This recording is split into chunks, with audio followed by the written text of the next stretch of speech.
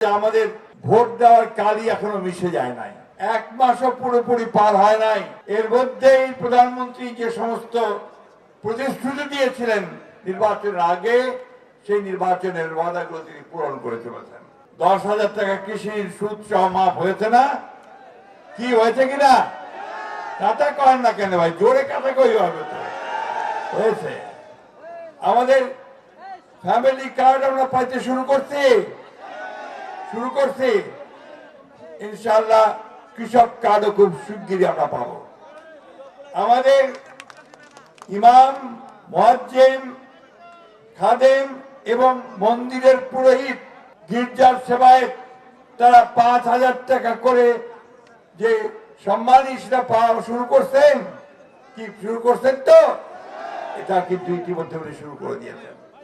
Optical ব্রাইটেনার, colour guard এবং জার্ড lock সমৃদ্ধ advance ফর্মুলায় এলো নতুন রে ডিটারজেন্ট পাউডার। মাননীয় প্রধানমন্ত্রী, আমি কথা বাড়াবো না, একটা কথা বলতে চাই।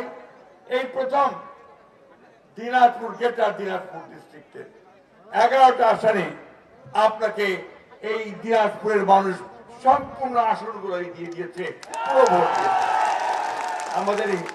আমাদের হিন্দু ভাইয়েরা, বোনেরা, সনাতন ভাই বোনেরা, মুসলমানেরা, খ্রিস্টানেরা একজোট হয়ে এবার সিদ্ধান্ত নিয়েছে যে এবার আমরা তারেক রহমানকে প্রধানমন্ত্রী করব, দেশের অবস্থার পরিবর্তন করব। সেই পথে আমাদেরকে এগিয়ে যেতে হবে বন্ধুগণ। উনি যে পথ দেখাচ্ছেন যে আমরা কাজ করব, দেশ গড়ব এবং সবার আগে বাংলাদেশকে স্বপ্নের মতো তুলে ধরব।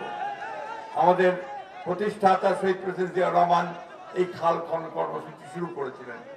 আজকে আমরা তাকে ধন্যবাদ জানাতে চাই যে তিনি আজকে আবার সেই কর্মসূচি শুরু করেছেন, যে কর্মসূচির মধ্য দিয়ে তিনি বিশেষ করে এই দিনাজপুর গ্রেটার দিনাজপুরের কৃষকদের যে সমস্যা, সেচের সমস্যা, সেটা পূরণ করতে সক্ষম হবেন। আমি অনুরোধ করব যে শুধুমাত্র এইভাবে অনুষ্ঠানের মধ্য দিয়ে নয়, এটা সামগ্রিকভাবে এটাকে একটা সামাজিক আন্দোলনে রূপান্তরিত করতে হবে। আমরা বাংলাদেশ জাতীয়তাবাদী দল, আমি প্রস্তাব করছি যে আমাদের সমস্ত দলের নেতারা যেন এই কর্মসূচির সঙ্গে সম্পৃক্ত হয়, সেই ব্যবস্থা আমাদেরকে নিতে হবে এবং স্বেচ্ছাশ্রমে খালকরণ করার কর্মসূচি আমাদের গ্রহণ করতে হবে। আমি বক্তব্য শেষ করব শুধু এই কথা বলে যে আমরা দিনাজপুরের মানুষ খুব সোজা পথে চলি, সিধা চলি। আমরা একটাই আপনাদের কাছে অনুরোধ, আমাদের মানুষ এখানে কৃষি ছাড়া অন্য কোনো জীবন, তাদের জীবিকার পেশা নেই। আমরা এখানে চাই যে আমাদের কৃষকেরা যেন সেচের পানি পায়, আমরা চাই যে আমাদের কৃষকেরা যেন সার ঠিক মতো পায়, আমরা চাই যে আমাদের কৃষকেরা যেন এখানে বীজটা ঠিক মতো পায়, আর সেই সঙ্গে আমাদের এই কৃষিভিত্তিক শিল্প যেন গড়ে ওঠে, যাতে করে আমাদের মানুষের অভাব দূর হতে পারে। আমরা এখানে আপনাকে কথা দিতে পারি যে দিনাজপুরের মানুষ সব সময় আপনার সঙ্গে থাকবে, আপনার রাজনীতির সঙ্গে থাকবে, আপনার যে দর্শন, সেই দর্শনের সঙ্গে থাকবে।